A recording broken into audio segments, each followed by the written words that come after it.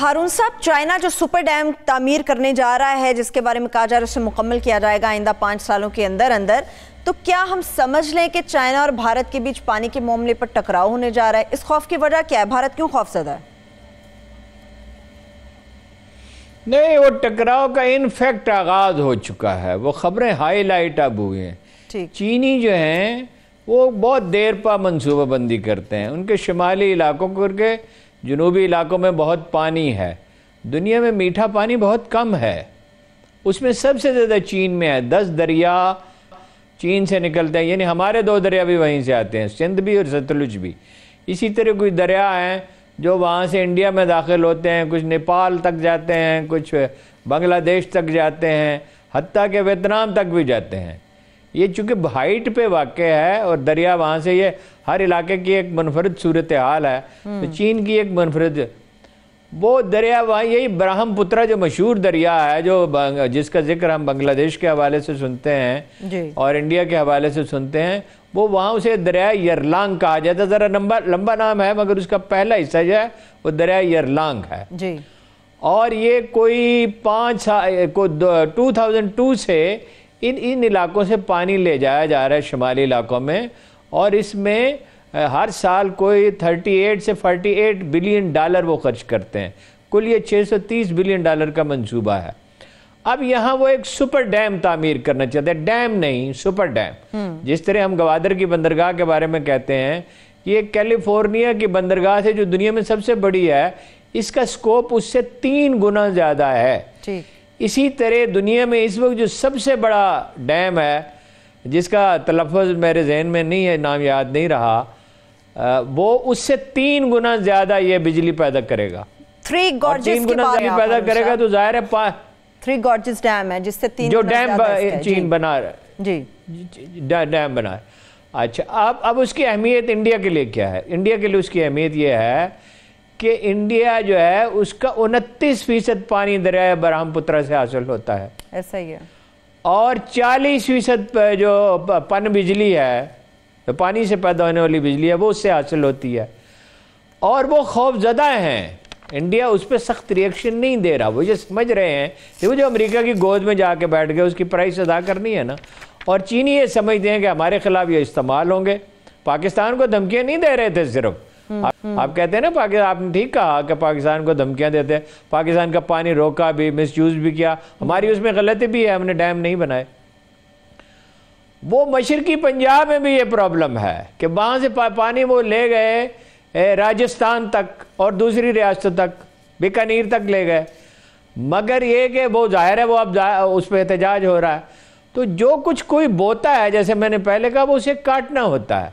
अब अगर ये अब जो उनका वजारत खारजा का रिएक्शन आया है इंडियन फॉरेन मिनिस्ट्री का, वो तो बहुत नर्म अल्फाज में उन्होंने रद्द अमल दिया है कि हम वाच कर रहे हैं, सिचुएशन पे निगाह रखे हुए हैं, और हम ये समझते हैं कि हमने चीन से कहा है कि उसे अपने पड़ोसी का कोई भी मंसूबा बनाते हुए अपने पड़ोसियों के मफादात का ख्याल रखना चाहिए।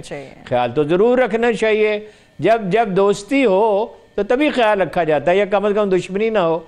जब आप अमेरिका से मिलकर चीन का घेराव करना चाहते हैं, जिसमें जापान भी शामिल है, ऑस्ट्रेलिया भी शामिल है, कल चीनियों को मौका मिलेगा ना, वो जापान को माफ़ करेंगे ना ऑस्ट्रेलिया को माफ़ करेंगे। ये इंसानी फितरत ही नहीं है कि वो अपने दुश्मन को माफ़ करें। ये तो सूफियों की रविश है ना। ये कोई इंडिविजुअल तो कर सकता है, मगर कौमें तो कभी माफ़ नहीं किया करती किसी कौम को, ठीक है ना।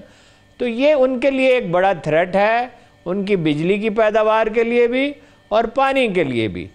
और वो अगर कोई मसालियत होगी, अगर कोई मज़ाकरात होंगे, तो देखिए इलाके पर उन्होंने कब्जा कर लिया, वो नहीं छोड़ रहे।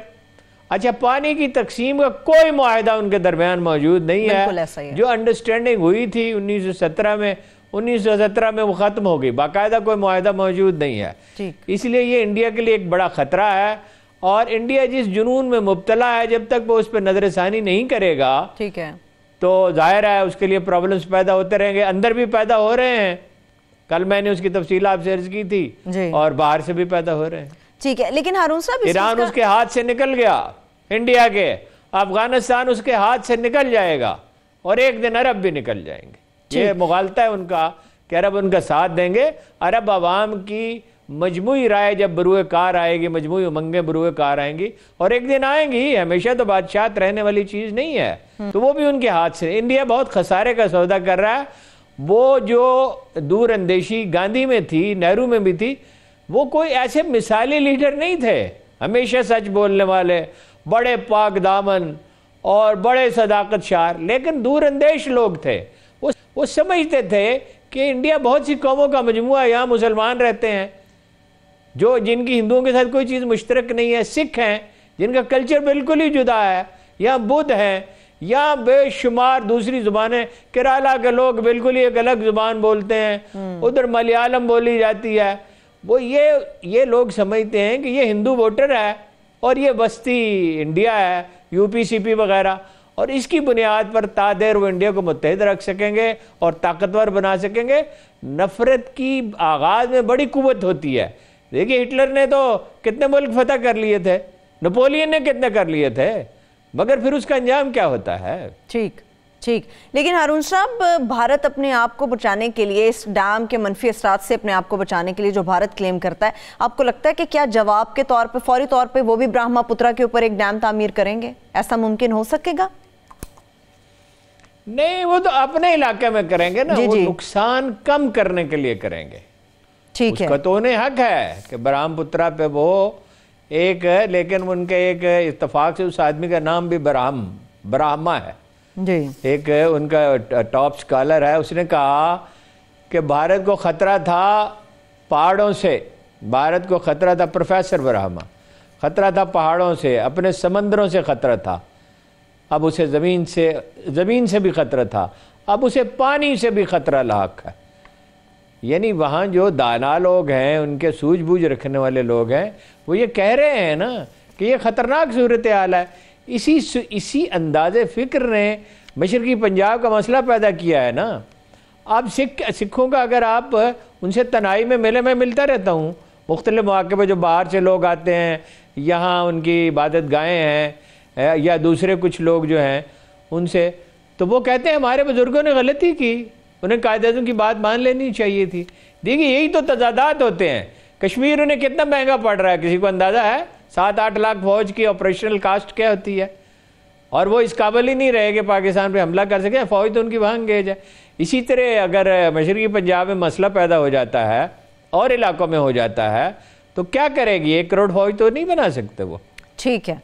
चलिए अरुण साहब, आगे बढ़ते हैं। कुछ और दानाई तवाजुन में होती है, इत्तेदाल में होती है जी। ठीक है, बिल्कुल। मशरिक़ वस्ता की बात करते हैं अरुण साहब, उसकी सूरत हाल भी तो कशीदा है। एक तरफ मराकश है, वो इसराइल को तस्लीम कर बैठा है, दूसरी तरफ हम देख रहे हैं ग्रेटर इसराइल का जो ख्वाब देखा जा रहा था, आपको लगता है कि वो तकमील को पहुंचेगा, वो पूरा हो जाएगा, जिस तरह से 1 बाय 1 ये स्टेट्स आ रही हैं सामने और इसराइल को तस्लीम करती चली जा रही हैं?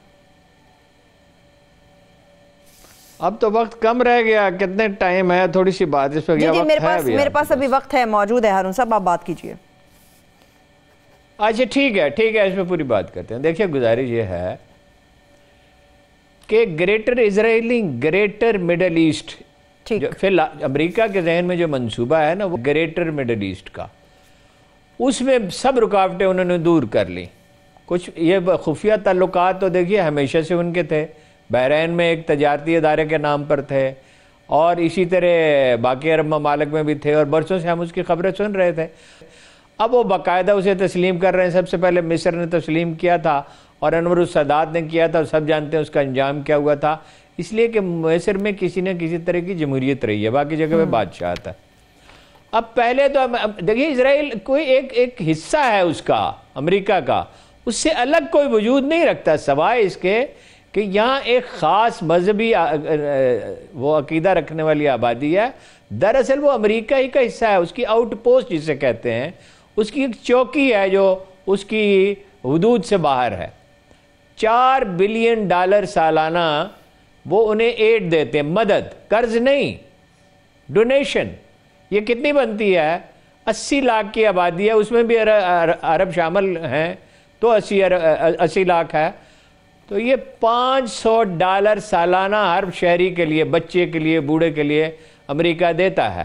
तो जाहिर है अपने मकासद के लिए देता है, ये आप कह लें कि इसराइल उसे इस्तेमाल करता है। अच्छा, वो $500 बहुत सारे मुल्कों की फीकस आमदन है। $500 उन्होंने देता रहा, इसी बुनियाद पर उन्होंने इतनी तरक्की की और यूरोप की और अमेरिका के ताबन से तरक्की की, उनकी सपोर्ट से तरक्की की। अच्छा, पहले तो वो अरबों को असला बेचता रहा, वो कितना असला है आप अंदाजा ही नहीं कर सकते। कोई $2000 बिलियन से ज्यादा का असला तो सिर्फ 1 अरब मुल्क खरीद चुका है। दूसरा अब इस दौड़ में शामिल हो गया है, बरतानिया से भी खरीदते हैं, कोई थोड़ा फ्रांस से भी खरीदते हैं, वो भी थोड़ा सा नहीं है।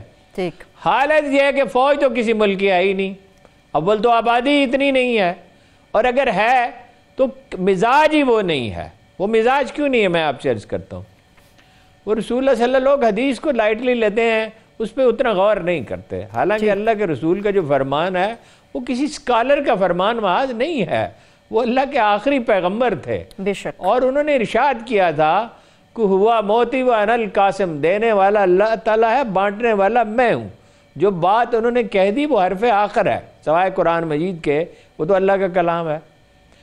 आपने फरमाया था कि खुदा की कसम इल्म अगर किसी सितारे पर भी होगा तो कोई अजमी उसे उतार लाएगा। और एक मौके पर यह फरमाया था कि जो जब फितना आखिर ज़मा होगा जब, तो वैलुल अरब, अरबों के लिए तबाही है। तो अरब अवाम की नहीं, अरब बादशाह जो हैं वो उन्हें इस रास्ते पर ले गए हैं। पहले तो असला उन्हें बेचते रहे इसराइल का खौफ दिलाकर, अब वो कह रहे हैं इसराइल को तस्लीम करो और उसकी क़यादत तस्लीम करो। अब ईरान ख़तरा है उनके लिए। ईरान को पहले उन्होंने इसराइल को उनके लिए ख़तरा बना के पेश किया, अब ईरान को। ईरान ने कौन से हमले किए हैं जी? वो सियासी कशमकश तो है, एक दूसरे से तासुब और नफरत तो उनकी है, हमेशा से चली आती है। भाई 1200 बरस से तो ख़ास तौर पर हारून रशीद के ज़माने में जो तहरीक उठी थी फ़ारसी ज़बान को अपनाने की और अरबों के ख़िलाफ़, भाई अरबों की कोई इजारादारी है, एक लिहाज से सही भी था कि अरबों का कोई इजारादारी तो नहीं है ना कि वो सारी दुनिया पे हुकूमत करें। जब तक वो इंसाफ करें वो ठीक है, जब तक लोग उन्हें पसंद करें। ये तो दीन जो है वो किसी का इजारा तो नहीं है, ना किसी तबके का, ना किसी कौमियत का। बिल्कुल। तो ये आखिरी जो उम्वी बादशाह थे, अब मुझे याद नहीं है सुलेमान था या हश्याम था, उसने एक दिन पूछा कि बसरा का फ़कीह कौन है और बगदाद का कौन है और दमिश्क का कौन है, फलां फलां इलाके का फ़कीह यानी स्कॉलर। उस वक्त ये दूसरी बहसें तो नहीं थी, सिर्फ फ़िक्र जो है ये जिसको हम फ़िक़्ह कहते हैं, असल में तो फ़िक्र सही तलफ़्फ़ुज़ है उसका।